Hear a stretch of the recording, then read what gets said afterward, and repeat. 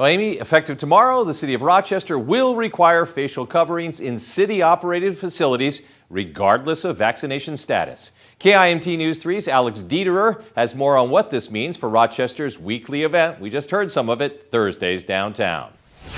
As the Delta variant of the coronavirus continues to spread rapidly, some of Rochester's Thursdays Downtown booth attendants find themselves asking if these will be making a more permanent comeback to Rochester's Thursdays Downtown. My personal thought is that it will, but hopefully we'll get through the end of the season before it happens. I hope so. Olmsted County is classified as having substantial community transmission of COVID-19. Because the county has reached this threshold, the CDC, Minnesota Department of Health, and Olmsted County Public Health have recommended that face coverings be worn in indoor public settings by all individuals. Although this is nothing new. I had to wear them last year at some markets. I didn't personally like it because it's just hard to communicate with people talking and asking questions. As for Rochester's Thursdays Downtown, marketing manager Nicholas Molina says CDC guidelines will continue to be followed. So until we kind of hear more about that, we're just going to be keeping track and playing it as it is and keeping cautious. We have sanitizing stations located all over the place, specifically our tent. For now, Thursdays Downtown continues with vendors, live music, and even ongoing construction. In Rochester, Alex Dieterer, KIMT News 3. Minnesota is in fact getting closer to the high-risk line that could see major changes in mask mandates all across the state. In fact, let's take a look at the numbers. More counties in Minnesota moving into the high or substantial risk categories set by the CDC as COVID-19 continues to spread. The Minnesota Department of Health now reporting 878 more cases, 5 more deaths just in the last 24 hours. That brings the total case count to almost 617,000 and the death toll to nearly 8,000. MDH says the positivity rate now stands at 4.2%, which is ever closer to that high-risk line of 5%. If the state passes that line, it would be the first time since late May. Turning to weather, where we dodged some raindrops today. A little bit cloudy, but it's turning out to be a nice evening. Let's check in with Storm Team 3 Chief Meteorologist Aaron White. Aaron, what are you tracking? Hey, maybe, yeah, we did definitely see a little bit of rain out there, but I'm tracking those rain showers now clearing out of here, but eventually we're going to see some more rain building in as we head into the weekend. Now, the other story has been the drought conditions. This is actually a look back about 2 weeks ago. We had moderate to even severe drought conditions across the area, and it actually has gotten a bit worse for some parts of Iowa and Minnesota. Notice some of that red showing up there around Charles City. So we are seeing more extreme drought conditions, not just here locally, but also across parts of northern Minnesota into the Dakotas. While there has been a bit of improvement into Wisconsin and far southeastern Minnesota, thanks in part to some of that rain, that storm activity we saw last week. Now today, just some light rain showers, not really amounting to that much, mostly just below 1/4 of an inch. But we are tracking the chance for a few more storms coming in for tonight and tomorrow. But keeping a close tab on the forecast going into Saturday, as there is a risk of severe weather. Going to be tracking multiple rounds of showers and storms. A full check of your weekend forecast is coming up here in about 10 minutes. Thanks, Aaron. With the return of Thursdays Downtown this summer, the heart of the city continues to undergo some big changes. Parts of the Heart of the City project will open this summer as soon as they are completed. The first phase of the project is a renovation of Peace Plaza and its adjoining areas. The renovations will include enhanced safety measures and greater accessibility for people of all abilities. A juvenile male is dead after an ATV accident happened yesterday. Life-saving efforts were unsuccessful and the boy was pronounced dead at the scene, according to the sheriff's office. Deputies from the Mower County Sheriff's Office were called to the 33,000 block of 550th Avenue just after 4:30 yesterday afternoon. Deputies say they arrived to others performing CPR on the 11-year-old boy who was pinned under an ATV in a waterway for an undetermined time. The Minnesota State Patrol, Brownsdale Police, Blooming Prairie Fire and Ambulance, and Mayo 1 Air Ambulance all reported to the scene. Still to come, Kirk Cousins back from the COVID-19 reserve list. We hope he memorized the playbook as the season approaches in a little under a month. Plus, Governor Andrew Cuomo is on a deadline when state lawmakers say they need additional evidence from the governor as their impeachment investigation nears completion. And later in the program, immigration detainee numbers are increasing under President Joe Biden, where his numbers rank compared to former President Donald Trump at this time last year. KIMT News 3 at 5. Your local news with KIMT News 3's Amy Fleming and George Mallet. Tracking storms with Storm Team 3 Chief Meteorologist Aaron White. This is KIMT News 3. More local news that is happening now from your community. We are coverage you can count on.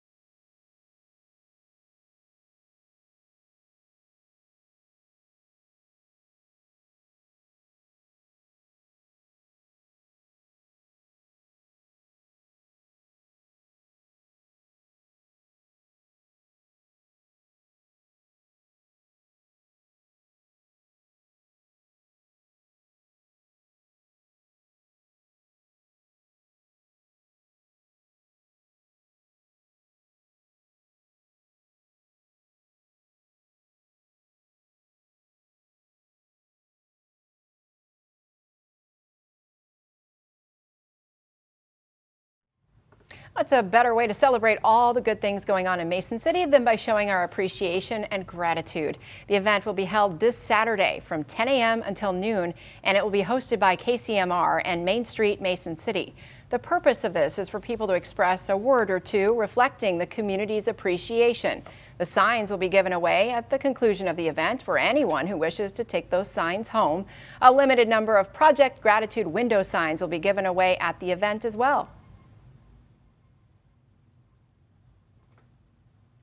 This event in Central Park is really an opportunity for us to come together, celebrate our successes, lift each other up, and spread the positivity throughout North Iowa.